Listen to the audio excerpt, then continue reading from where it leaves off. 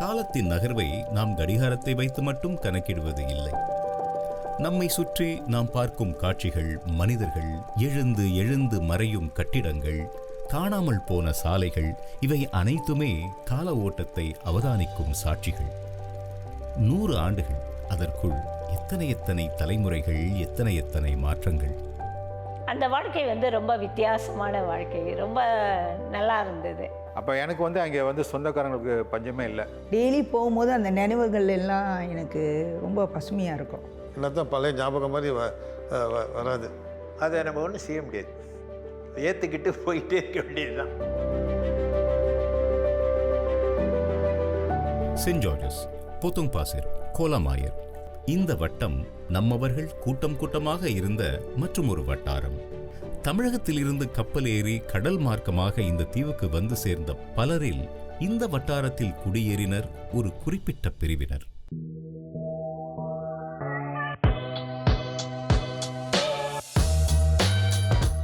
Hi, Mr. Raghu. I am Muttamil Chelvan, the top agent of வீடு வரை உறவு agency. என்னது? வீடு வரை உறவு, வீதி வரை மனைவி, காடு வரை பிள்ளை, கடைசி வரை யாரும். ஆரம்பமே சோகமாக இருக்கு. நோ, எனக்கு இந்த ஏஜென்சி வேணாம். சார், நீங்கள் தப்பாக புரிஞ்சுக்கிட்டீங்க சார். இது பழைய சிவாஜி கணேசன் பாட்டு கிடையாது சார். வீடு வரை உறவு. இந்த வட்டாரத்தை சுற்றி காட்டி, அதில் உங்களுக்கு பிடிச்சமான ஒரு வீட்டை காட்டி, அதுக்குள்ளே உங்களை ஜம்முன்னு உட்கார வச்சு, இந்த கையில் சாவியை கொடுத்து இந்த கையில் கமிஷனை வாங்குற வரைக்கும் நம்முடைய உறவு நீடிக்குது சார். அதான் வீடு வரை உறவு, நம்ம கம்பெனி பாலிசி சார். விளக்கம்லாம் நல்லா இருக்கு, வீட்டை காட்டு, விளங்குமான்னு பார்க்குறேன் சார். நீங்கள் நினைக்கிற மாதிரி கழுவாத கக்குஸ்குள்ளே கரப்பாம்பூச்சி நுழைஞ்ச மாதிரி உடனே வீட்டுக்குள்ளே நுழைஞ்சு என்னை பார்த்தா கருப்பாம்பூச்சி மாதிரி இருக்கா? நீ காட்ட போகிற வீடெல்லாம் கழுவாது கக்கூஸ் மாதிரி இருக்குமா? நோ, எனக்கு இந்த ஏஜென்சி வேணாம். சார் ஒரு வீட்டை பார்க்கறதுக்கு முன்னாடி இந்த வட்டாரத்தை சுற்றி பார்க்கணும், இங்கே இருக்கிற மக்களை பற்றி நம்ம தெரிஞ்சுக்கணும். இதுக்கு முன்னாடி இந்த இடம் எப்படி இருந்துச்சு, இதுக்கப்புறம் எப்படி இருக்க போகுது, இங்கே எப்படி வாழ்ந்தாங்க, இதோட ஹிஸ்டரி, ஜியோகிராஃபி, கெமிஸ்ட்ரி எல்லாம் தெரிஞ்சுக்கிட்ட பிறகு தான் சார் வீடை பார்க்கணும். ஏன்னா தலைமுறையாக வாழ போகிற வீடு இல்லையா? தலைமுறையா 99 வருஷம் தானே. இதில் நமக்கு எத்தனை வருஷம் மிச்சம் இருக்குன்னு நமக்கு தெரியாது சார். இந்த சென்ட் ஜார்ஜஸ் வட்டாரத்தை பற்றி உங்களுக்கு சரியாக தெரியல நினைக்கிறேன். வாங்க ஒன்றா நான் எடுத்து சொல்கிறேன். பாலாமி. அந்த காலத்தில் பொத்தம் பாசைன்னா மண்ணு மலைன்னு தமிழில் சொல்லுவாங்க. மண்ணு மலைன்னு சொல்லும்போது மண்மலை, மெய்யப்பைச்சொட்டி ரோட், மரக்கார் மலை, சென்ட் ஜார்ஜஸ் ரோட். அதுக்கு அந்தாண்ட போனீங்கன்னா தண்ணீர் கம்பம்னு சொல்லுவாங்க. இது 5மே பிரிக்க முடியாது. அப்போ உள்ளவங்களுக்கு அது 5 ஒரு வட்டாரம்னு சொல்லலாம். சென்ட் ஜார்ஜஸ் வட்டாரத்தில் நான் சின்ன குழந்தையாக இருந்தப்போ அங்கே நிறைய தமிழர்கள் இருந்தாங்க. ஆனால் தமிழர்கள் மட்டும் இல்லை, மலாய் கம்போங், இந்திய கம்போங், அப்புறம் அந்த பியூபி குவார்ட்டர்ஸ்லாம் இருந்தது. சார் எப்படி வீடெல்லாம் பிடிச்சிருக்கா? எந்த வீடு உங்களுக்கு பிடிச்சிருக்கு? பரவாயில்ல. ஆனால் இங்கே நம்ம ஆளுங்க, தமிழவங்க நிறையா இருப்பாங்களா? என்ன சார் சொல்கிறீங்க? சென்ட் ஜார்ஜஸ் வட்டாரம்னு சொன்னாலே ஒரு காலத்தில் நிறைய தமிழங்க வாழ்ந்துருக்காங்க சார். இது ஒரு தமிழ் கிராமமாக இருந்துச்சு. பிடபிள்யூடி குவார்ட்டர்ஸ், நம்மளுடைய தொழிலாளர் வர்க்கம் வாழ்ந்த இடம் சார் இது. இந்த ரோடு இருக்கே, ரோடு அவங்க போட்டது. இதுக்குள்ளே ஓடுதே பைப்பு அவங்க போட்டது சார். அத்தனை தமிழவங்க இருந்த இடத்துக்கு அது என்ன இங்கிலீஷ் பேரு? சென்ட் ஜார்ஜஸ், ஒரு குப்புசாமி குடியிருப்பு, காத்தமுத்து காலனி, இப்படி தமிழ் பேரா வச்சிருக்கலாமே சார். நம்ம ஊர் பிரிட்டிஷ் காலனி இருந்தபோது வெள்ளைக்கார வச்ச பேரு சார். ராணி பேரு, ராஜா பேரு, அம்மா பேரு, அப்பா பேரு, பாட்டி பேரு, ரோடு பேரு, இப்படின்னு எல்லா பேரும் தூக்கி வச்சுட்டு போயிட்டாங்க. அப்பதானே இங்கிலாந்துல இருக்கிற மாதிரி ஒரு ஃபீல் கிடைக்கும். ட்ரிக்கி ஃபெலோஸ், யாரு விட்டு பிள்ளைக்கு யாரு பேரு வைக்கிறது சார்? இப்போ என்ன, உங்களுக்கு தமிழ் பேர் உள்ள ஒரு ரோடு வேணும், அவ்வளோதானே? என் கூட வாங்க. இந்த தேக்கா பக்கம் கூட்டிட்டு போயிட்டு இதுதான் வீராசாமி ரோடுன்னு காட்ட மாட்டியே சார்? என்ன நம்புங்க சார், நம்ம டீசன்ட் ஏஜென்ட் சார். வீடு வரை உறவு சார், வாங்க சார். கடலுக்கு அப்பால் என்ன காத்திருக்கின்றது? பிழைக்க வழி என்ன? இருக்க இடம் எங்கே? இப்படி கேள்விகளை மட்டும் தங்கள் உடைமைகளாக இந்த தீவுக்கு கொண்டு வந்தவர்கள் பலர். அவர்களை வரவேற்று வேண்டிய வசதிகளை செய்து கொடுத்து அரவணைத்தவர்களில் ரெங்கசாமி மூரியர் மற்றும் அவரது மனைவி மரைக்காயர் மலை சாலாட்சி இருவரையும் நன்றியோடு நினைத்து பார்க்கிறார் திருச்சந்திரன். எங்கள் அம்மா சொல்லும், அவங்க வீட்டு மாடு செனாண்ட்ரூ ஸ்கூலில் நின்றுச்சுன்னா மாடு மண்ணமல்லி நிற்குமா. அவ்வளோ மாடு வளர்த்துருக்காங்க. இவங்க என்ன செஞ்சுருக்காங்க, எங்கள் ஊர்லேருந்து வர்றவங்களை அழைச்சாந்து வீட்டில் வச்சு துணிமணி எல்லாம் கொடுத்து, சாப்பாடெல்லாம் கொடுத்து, அவங்களுக்கு இருக்க வீடெல்லாம் கொடுத்து, என்னைக்கு அவங்களுக்கு வேலை கிடைக்குதோ இல்லை அவங்களுக்கு சொந்தமாக அது வரைக்கும் அவங்க வீட்டில் இருந்து இதெல்லாம் நல்லது கட்டெல்லாம் செஞ்சுருக்கிறாங்க. வெண்ணிலா இசைக்குழு வானொலி நிகழ்ச்சிகளில், மேடை கச்சேரிகளில் அன்று அடிக்கடி ஒலித்த பெயர். ஆரம்ப காலம் தொட்டு அந்த குழுவில் உறுப்பினர் இசைக்கலைஞர் சாந்தகுமார். நம்ம 11 ரூபிலேருந்து ஆரம்பித்து வச்சு அங்கே ஆரம்பித்து வச்சு அப்புறம் இருந்தாப்பிலேருந்து அப்புறம் நாங்கள் பேரை மாற்றினாங்க. பேரை வந்து விண்ணொலி இசைக்குழு மாற்றணும். அதுக்கு பொறுப்பாக உள்ளவர் நம்ம சச்சிதானந்தன். அந்த மலர்வழி பாடல மலர்வழியோட அப்பா சச்சிதானந்தன். நாங்கள் சின்ன பிள்ளையில் இருக்கும்போது அவர் மூலியமாக தான் நாங்கள் எல்லாம் சேர்ந்து வாசி எல்லாம் அந்த இசைக்குழு ஆரம்பித்தோம் விண்ணொலியில். ஒரு நாட்டிலிருந்து இன்னொரு நாட்டிற்கு புலம்பெயரும் மக்கள் தங்களோடு தங்கள் கலாச்சாரம், பாரம்பரிய தொழில் இவற்றையும் கொண்டு வருகிறார்கள். போத்தோங் பாசேர் வட்டாரத்தில் அன்று மேய்ந்த மாடுகளின் எண்ணிக்கை இதற்கு சாட்சி.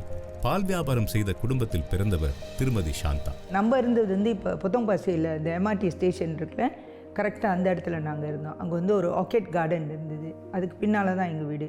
ரைட் வந்து ஆத்தா வீடு, அப்பாவோட அப்பா வீடு. லெஃப்ட் வந்து நாங்கள் இருந்தது அம்மாவோட அம்மா வீடு. ஸோ பெரிய குடும்பம், எல்லாமே அதுக்குள்ளே தான் இருப்போம். சென்ட் ஜார்ஜஸில் இருந்த இந்திய ஃபேமிலிஸில் இருந்து பெரும்பாலும் சிலட்டூர்லேருந்து வந்தாங்க. எல்லாரும் சொந்தக்காரங்க தான். அந்த சொந்தம் பூரா அங்கேயே அமைஞ்சிட்டு. மண்ணு மேலேன்னு சொன்னால் நீங்கள் மேல்நத்து கிராமத்துக்காரவங்க தான் அங்கே இருப்பாங்க. எங்கள் ஆத்தா தாத்தாலாம் மன்னார்குடியிலேருந்து மேல்நத்தத்துலேருந்து வந்தாங்க. மேல்நத்தத்தில் எங்களுக்கு கோயிலும் இருக்குது ஊரில். ஒர்க்கர்ஸ் குவார்ட்டர்ஸ், தொழிலாளர்களின் தங்கு விடுதி. சிங்கப்பூரில் நம் தமிழ் சமூகத்தை பற்றி பேசும்போது அடிக்கடி நாம் கேட்கும் ஒன்று, நம் முன்னோடிகளில் பலர் பொதுப்பணி தொழிலாளர்களாக, துப்புரவு தொழிலாளர்களாக தங்கள் வாழ்க்கையை ஆரம்பித்தது. அதில் பலர் இந்த அரசாங்க விடுதிகளில் ஒரு சமூகமாக வாழ்ந்தார்கள். அந்த நினைவுகளோடு திரு முருகானந்தம். சென்ட் ஜார்ஜஸ் ஏரியாவில் வந்து பெரும்பாலும் அங்கே பிடபிள்யூ வேலை செஞ்சவங்க தான் இருந்தாங்க. பெரும்பாலும் வந்து கல் வீடு தான் பெரும்பாலும் அங்கே. அதாவது அந்த காலத்தில் பிரிட்டிஷ் காலத்தில் கட்டினது அந்த குவார்ட்டர்ஸு. அதில் 2 மாதிரி குவார்ட்டர்ஸ் இருக்குது. சென்ட் ஜார்ஜஸ் ரோட்லேருந்து வரும்போது எல்லாம் சீனியர் ஆஃபீஸர்ஸ், பெரிய சம்பளக்காரங்க, பெரிய பதவியில் உள்ளவங்களுக்கு. ஆனால் இந்த திடலை சுற்றி 4 பக்கம் பார்த்தீங்கன்னா எல்லாம் தமிழர்களும் மலாய்க்காரர்களும் தான். எங்களுக்கு வந்து குளிக்கிறதுக்கு வெளியே போக வேண்டிய தேவை இருந்ததில்லை. அப்போ வந்து அது குளிக்கிற இடத்துக்கு வந்து பீலியடின்னு பேர்.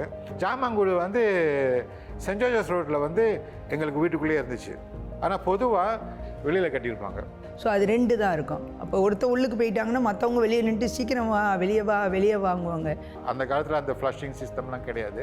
36 கதவு உள்ள லாரி வரும். அதில் தான் வந்து அந்த பக்கெட் வச்சுருப்பாங்க. அந்த பக்கெட்டை கொண்டாந்து அந்த டாய்லெட்டில் வந்து கீழே வச்சுட்டு போயிடுவாங்க. ஒரு நாளைக்கு ஒரு தடவை வந்து சீனர், பெரும்பாலும் சீனர் தான் வந்து இந்த வேலை செஞ்சாங்க. அப்போ கம்பு வச்சுக்கிட்டு அதில் 2 இது தோம்பு இருக்கும். அது அந்த புது தோம்பை எடுத்துகிட்டு வந்துட்டு இருக்கிறத எடுத்துகிட்டு பழைய தோம்பை எடுத்துகிட்டு புதுசு அங்கே வச்சுட்டு எடுத்துகிட்டு போயிடுவாங்க. அது அந்த தோம்பு வைக்கிறதுக்கு வந்து பெரிய லாரி வரும். அது ஆக்சுவலி அந்த லாரி வந்து பார்க்குறதுக்கு வந்து பெரிய போஸ்ட் போட்டி மாதிரி இருக்கும். இன்னமும் பெரிய பார்சல் இதெல்லாம் வர மாதிரி இருக்கும். அது வந்து அந்த கழிவெல்லாம் வந்து அவங்க அதில் வச்சு தூக்கிட்டு போயிடுவாங்க. ஸோ இது வந்து சரியான கஷ்டமான வாழ்க்கை, ரொம்ப இன்பமாக இருந்தது. ஆனால்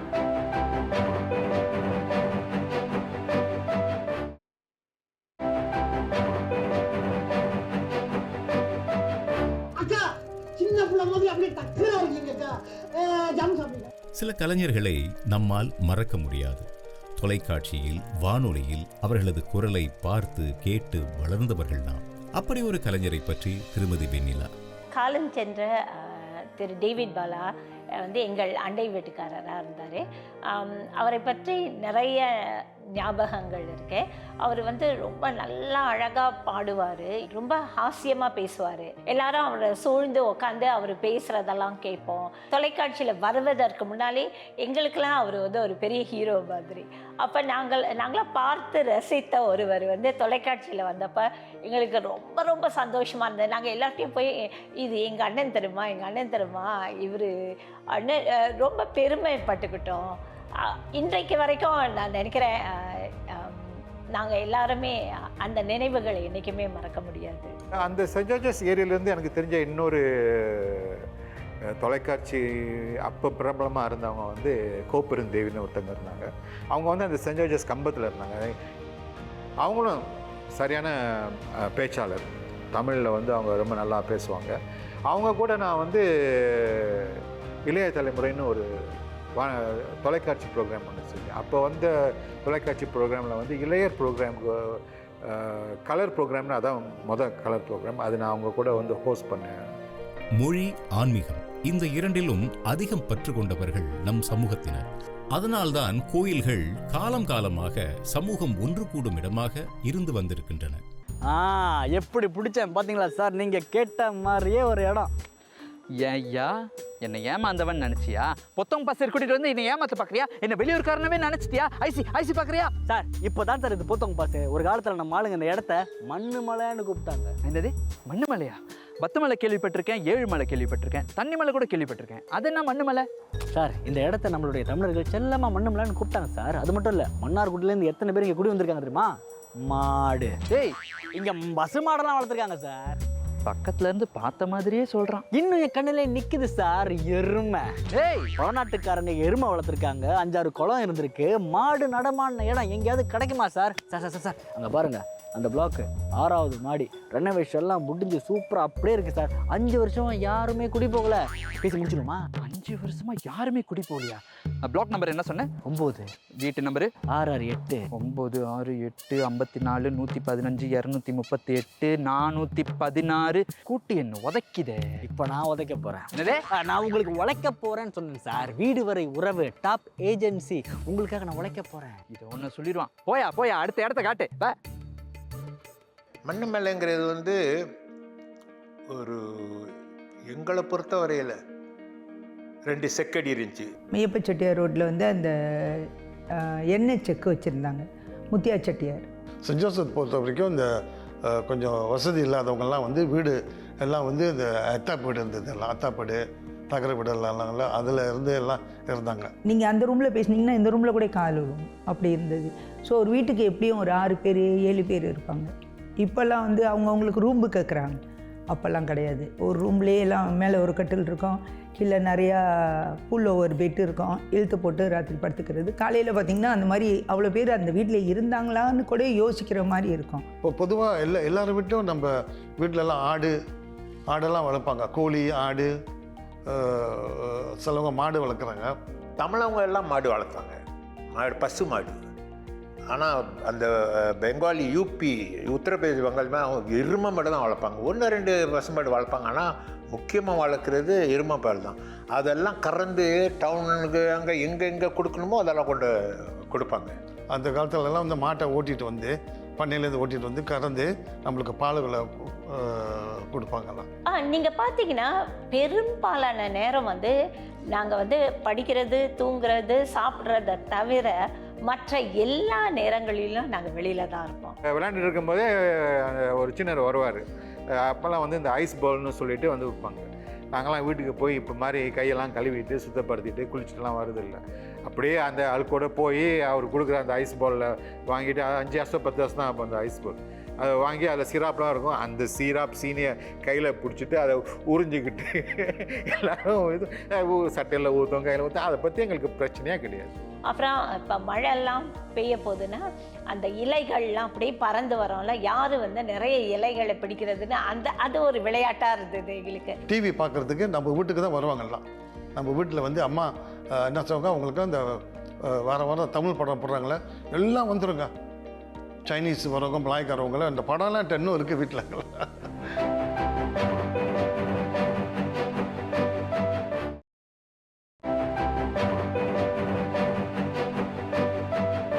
சென்ட் ஜார்ஜஸ் தமிழ் ஸ்கூல் இருந்துச்சு. 1940க்கு முந்தையே கட்டியிருக்காங்க. செயின்ட் ஜார்ஜஸ் தமிழ் நிலையம் அன்று பிரசித்தி பெற்ற கல்வி நிலையம். பல நல்லாசிரியர்கள் கற்பித்த பெருமைக்குரிய பாடசாலை அது. தேசிய அளவில் அறியப்பட்ட பல நட்சத்திர மாணவர்களை உற்பத்தி செய்த பெருமை அதற்கு உண்டு. அந்த டைமில் வந்து அந்த தமிழ் மையம் வந்து ரொம்ப பிரபலமான ஒரு தமிழ் மையம்.